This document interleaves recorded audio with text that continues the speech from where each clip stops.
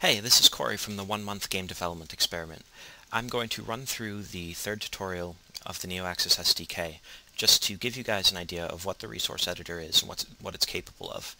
I'm not going to do this step by step, so you probably wouldn't be able to follow along, but you should get an idea. So, what we're going to be doing here is creating a windmill, a dynamic windmill with a rotating fan. All that's provided is a series of art assets. So I'm going to create a new entity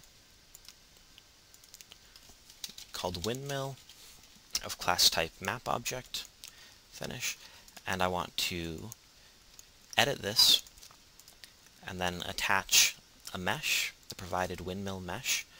Go ahead and zoom out so that you guys can see that, and I can rotate, pan, zoom, move in and out, anything that you want. This is a physical model, so I'm going to need to add a physical body to it.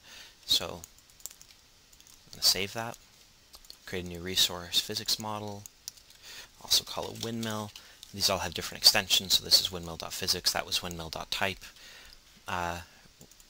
Moving to editing mode, and every physical body contains a series of shapes, at least one shape. I'm going to name this body main, and it starts with a default box shape, but we don't want that. We would much prefer a windmill shape, so we'll go to mesh shape, which will automatically generate a physical shape based on a 3D mesh, mesh being the 3D format that Ogre uses. So we'll choose the mesh name, windmill.mesh, click OK.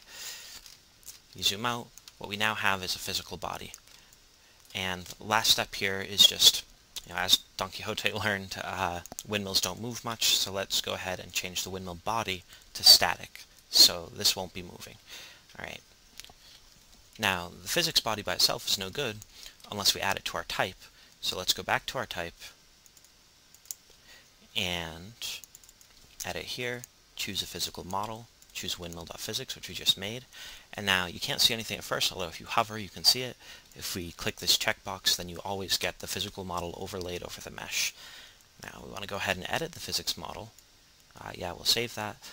And now what we'd like to do is create a new body, and this body is going to be for the fans, which are dynamic. So if we right click, the context menu has the option create body, and we'll name the new body fan, and you may be surprised not to see the body, but it's actually this little green dot that you might be able to see inside. It's because everything's generated at the default position, which happens to be inside our tower at this point, so I'll just go ahead and change that.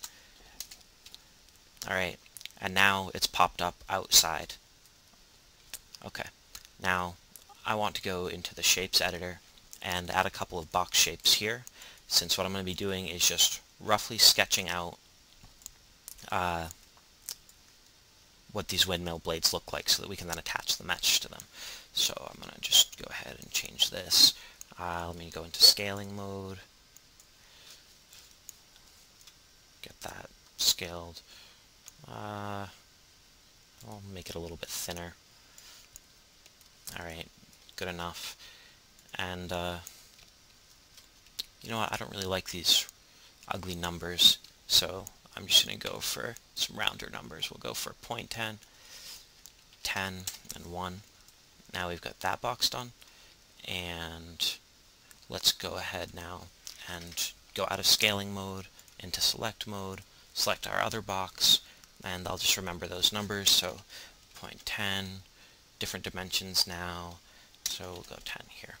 Alright, and hey, it's our cross, our rough model of what this windmill is going to look like.